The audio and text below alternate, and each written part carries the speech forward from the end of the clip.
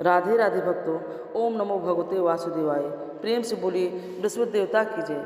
प्रिय श्रोताओं, आज सुनिए बृहस्पतिवार यानी गुरुवार व्रत की कथा, संपूर्ण कथा और आरती। गुरुवार व्रत की यह कथा कोई साधारण कथा नहीं है। यह कथा जो अगर सच्चे मन से सुनी जाए तो भाग्य बदल देती है।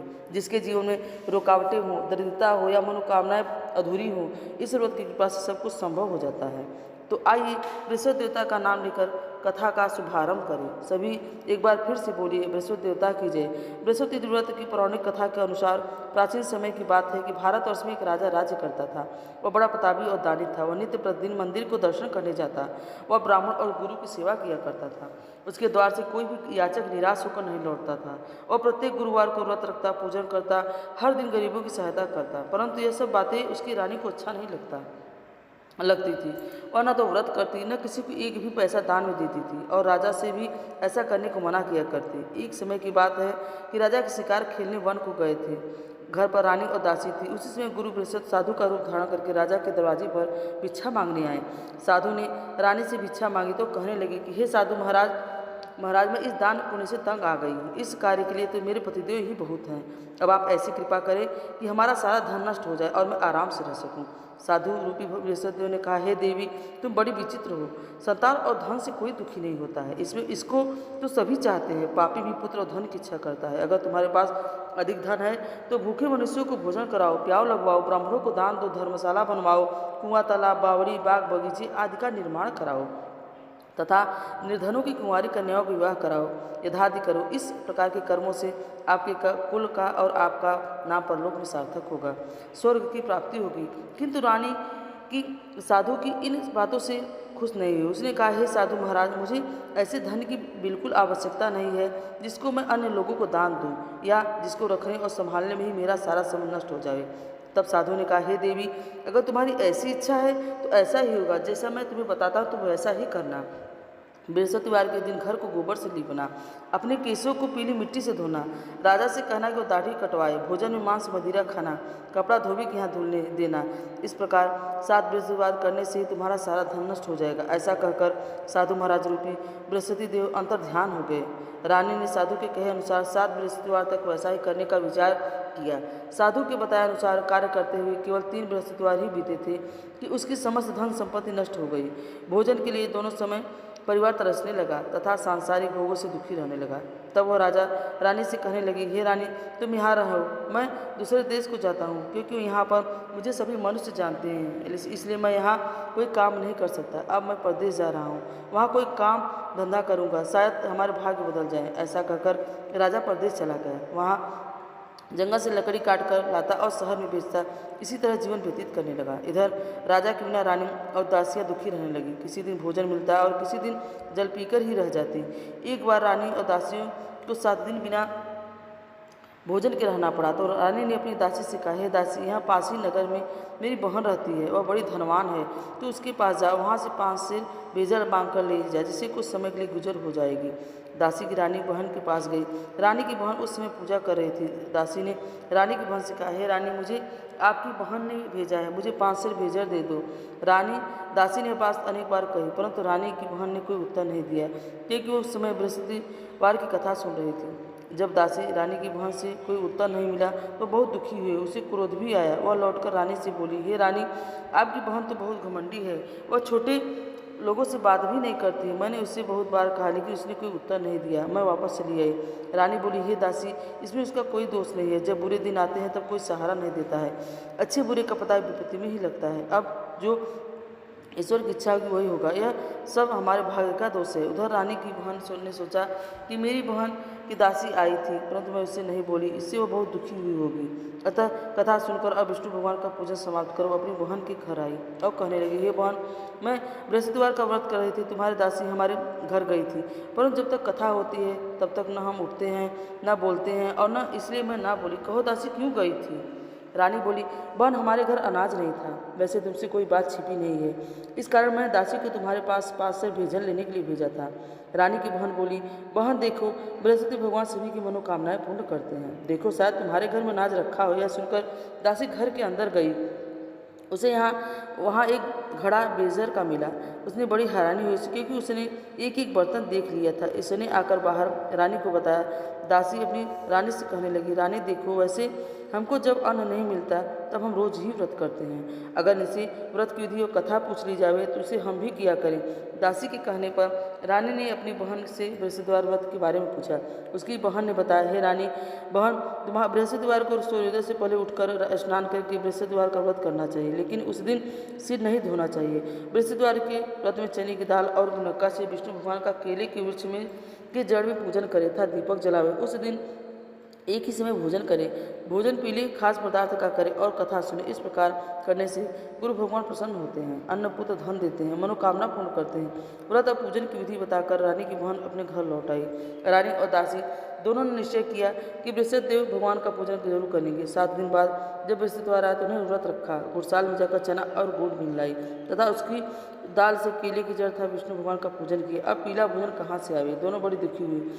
उन्होंने व्रत किया, इस कारण बृहस्पति देव भगवान प्रसन्न थे। एक साधारण व्यक्ति के रूप में ये 2 थालों में सुंदर पीला भोजन लेकर आए और दासी को देकर बोली, हे दासी, यह भोजन तुम्हारे और रानी के लिए है, तुम दोनों कर लेना। दासी भोजन पाकर बहुत प्रसन्न हुई और रानी से बोली, रानी जी भोजन कर लो। रानी को भोजन के बारे में कुछ पता नहीं था, इसलिए वह दासी से बोली, जा तू ही भोजन कर, क्यों तू व्यर्थ में हमारी हंसी उड़ाती है। तब दासी बोली, रानी एक व्यक्ति भोजन दे गया है। तब रानी बोली, वो भोजन तेरे लिए ही देकर गया है, तू ही भोजन कर। दासी ने कहा, वह व्यक्ति हम दोनों के लिए 2 थालों में भोजन देकर गया है, इसलिए मैं और आप दोनों ही साथ साथ भोजन करेंगे। फिर दोनों ने गुरु भगवान को नमस्कार कर भोजन किया। उसके बाद वे प्रत्येक बृहस्पतिवार को गुरु भगवान का व्रत और पूजन करने लगे। बृहस्पति भगवान की कृपा से उनके पास धन हो गया, परंतु रानी फिर पहले की तरह आलस्य करने लगी। तब दासी बोली, देखो रानी, तुम पहले भी इसी प्रकार आलस्य करती थी, तुम्हें धन रखने में कष्ट होता था, इस कारण सभी धन नष्ट हो गया। अब गुरु भगवान की कृपा से धन मिला है तो तुम्हें आलस्य होता है। बड़ी मुसीबतों के बाद हमने यह धन पाया है, इसलिए हमें दान पुण्य करना चाहिए। तुम भूखे मनुष्यों को भोजन कराओ, प्याव लगाओ, ब्राह्मणों को दान दो, कुआं, तालाब, बावड़ी आदि का निर्माण कराओ, मंदिर पाठशाला बनवाकर दान दो, कुंवारी कन्याओं का विवाह कराओ, धन को शुभ कर्म में खर्च करो, जिससे तुम्हारे कुल का यश बढ़े और स्वर्ग प्राप्त हो और पितर भी प्रसन्न होंगे। दासी की बात मानकर रानी ने इसी प्रकार कर्म करने प्रारंभ कर दिए, जिससे उनका काफ़ी यश फलने लगा। एक दिन रानी और दासी आपस में विचार करने लगी कि न जाने राजा किस दशा में होंगे। उनकी कोई खोज खबर नहीं मिली। उन्होंने बृहस्पति देव से प्रार्थना की और तब भगवान ने रात्रि में राजा को स्वप्न में कहा, हे राजा उठ, तेरी रानी तुझको याद करती है, अब अपने देश को वापस लौट जा। राजा प्रातःकाल उठकर जंगल से लकड़ियाँ काट कर लाने के लिए जंगल की ओर चल पड़ा। जंगल से गुजरते हुए वह सोचने लगा कि रानी की गलती से वह कितने दुख भोगने पड़े। राजपाट छोड़कर उसे जंगल में आकर रहना पड़ा। जंगल से लकड़ियाँ काटकर उसे बेचकर गुजारा करना पड़ा। उसी समय उस जंगल में बृहस्पति देव एक साधु का रूप धारण करके आए और राजा के पास आकर बोले, हे लकड़हारे, तुम इस सुनसान जंगल में किस चिंता में बैठे हो, मुझे बतलाओ। यह सुनकर राजा की आंखों में आंसू भर आए और साधु की वंदना करके वो बोला, हे प्रभु, आप सब कुछ जानने वाले हैं। ऐसा कहकर राजा ने साधु को अपनी संपूर्ण कथा सुना दी। महाराज, महात्मा तो दयालु होते ही हैं। वे राजा से बोले, हे राजा, तुम्हारी पत्नी ने बृहस्पति देव के प्रति अपराध किया था, जिसके कारण तुम्हारी यह दशा हुई है। अब तुम किसी प्रकार की चिंता मत करो, भगवान तुम्हें पहले से अधिक धन देंगे। तुम्हारी पत्नी ने बृहस्पतिवार का व्रत करना प्रारंभ कर दिया है। अब तुम भी बृहस्पतिवार का व्रत करके चने की दाल और गुड़ जल के लोटे में डालकर केले का पूजन करो, फिर कथा कहो या सुनो, भगवान तुम्हारी सब मनोकामनाओं को पूर्ण करेंगे। साधु को प्रसन्न देकर राजा बोला, हे प्रभु, मुझे लकड़ी बेच के इतना पैसा नहीं मिलता जिससे भोजन करने के उपरांत कुछ बचा सकूं, और मैंने रात्रि में अपनी रानी को व्याकुल देखा है। मेरे पास कोई साधन नहीं जिससे समाचार जान सकूं, फिर मैं बृहस्पति देव की क्या कहानी कहूँ, मुझे तो कुछ भी नहीं मालूम है। साधु ने कहा, हे राजन, तुम किसी बात की चिंता मत करो। बृहस्पतिवार के दिन तुम्हें रोजाना की तरह लकड़ियाँ लेकर शहर में जाओ, तुम्हें रोज से दुगुना धन प्राप्त होगा, जिससे तुम भली भांति भोजन कर लोगे और बृहस्पति देव की पूजा का सामान भी आ जाएगा। बृहस्पतिवार की कथा इस तरह कहानी कहकर साधु महाराज वहाँ से लोप हो गए। धीरे धीरे समय व्यतीत होने लगा। फिर बृहस्पतिवार का दिन आया।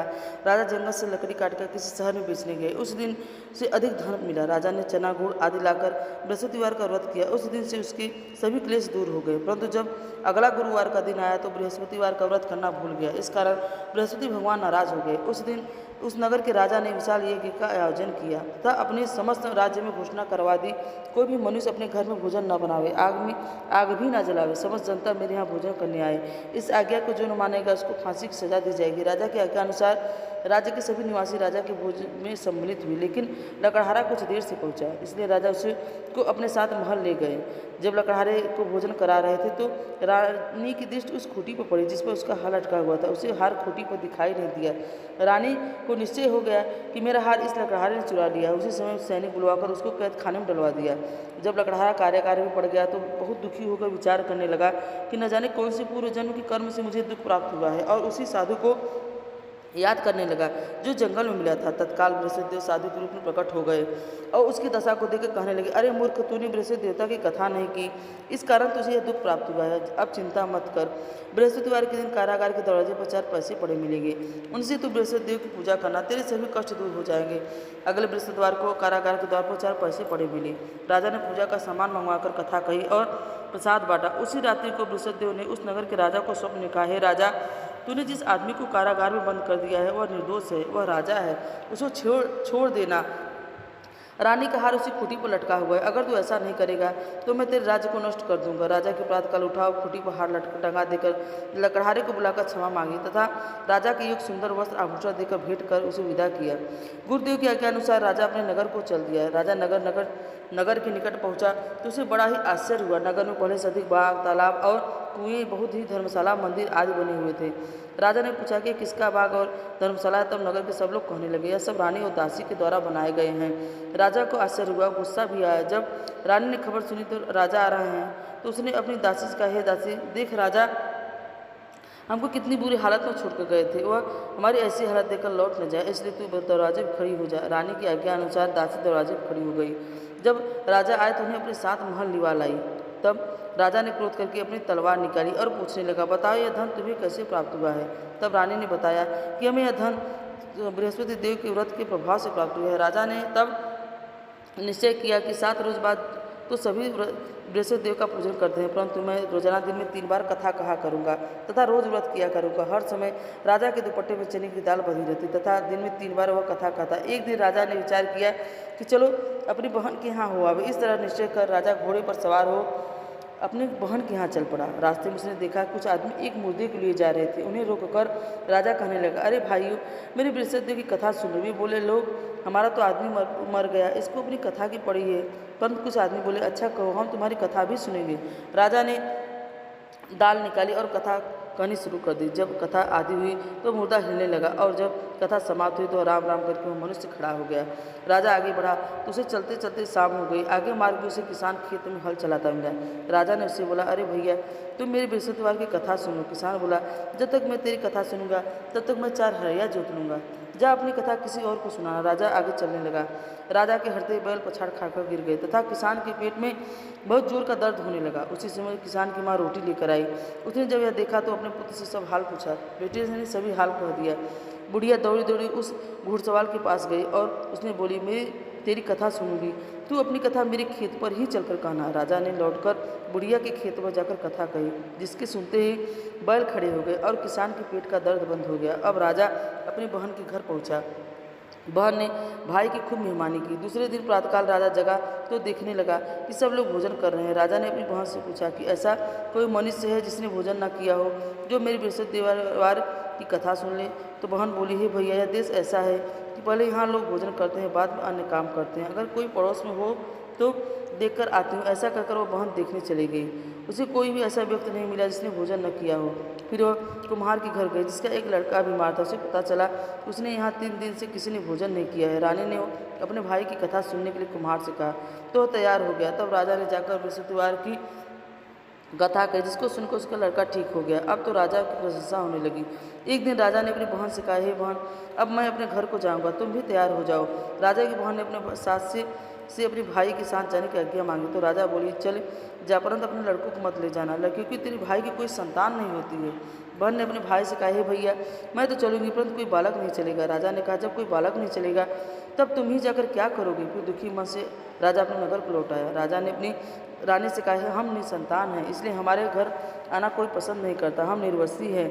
ऐसा कहकर वह बिना भोजन आदि किए सरिया पर लेट गया। रानी बोली, हे प्रभु, बृहस्पति ने हमें सब कुछ दिया है, वे हमें संतान भी अवश्य देंगे। उसी रात बृहस्पति भगवान ने राजा को सबने कहा, हे राजा उठ, सभी सोच को त्याग, तेरी रानी गर्भ से है। यह सोचकर गर्भ से 9वें महीने राजनी के गर्भ से एक सुंदर पुत्र पैदा हुआ। तब राजा की बहन ने समाचार सुना तो बड़ा खुश हुई तथा बधाई लेकर अपने भाई के यहाँ आई।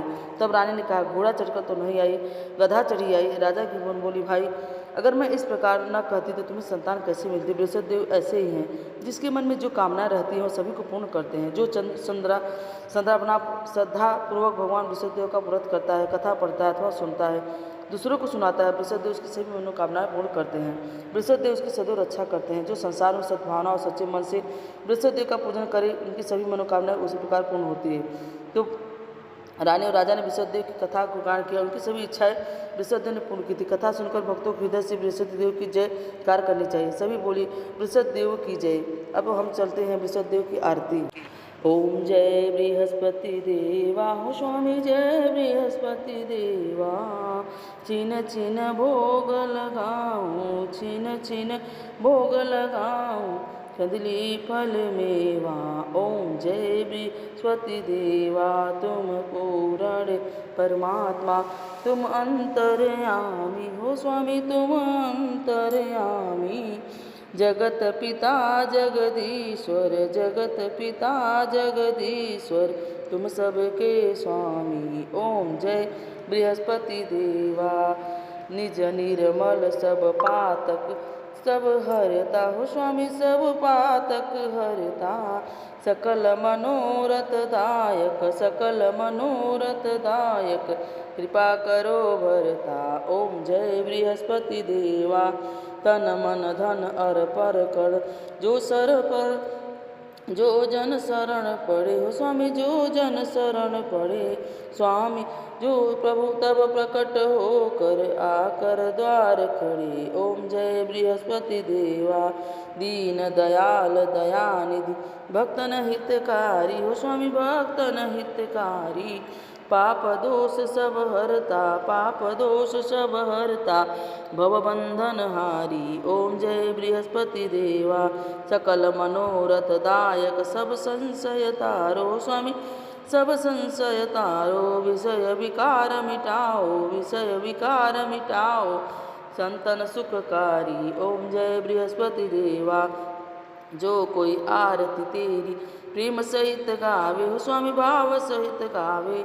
कहत शिवानंद स्वामी, मन भजत हरिहर स्वामी, सुख संपत्ति पावे। ओम जय बृहस्पति देवा, ओम जय बृहस्पति देवा। बोलो विष्णु भगवान की जय, बोलो लक्ष्मी मैया की जय। कपूर गौरम करुणावतारम, संसार सारम भुजगेंद्रहारम, सदा वसंतम हृदयारविंदे, भवं भवानी सहितं नमामि, भवं भवानी सहितं नमामि। त्वमेव माता च पिता त्वमेव, त्वमेव बन्धु च सखा त्वमेव, त्वमेव विद्या द्रविणं त्वमेव, त्वमेव सर्वं मम देव देव, त्वमेव सर्वं मम देव देव।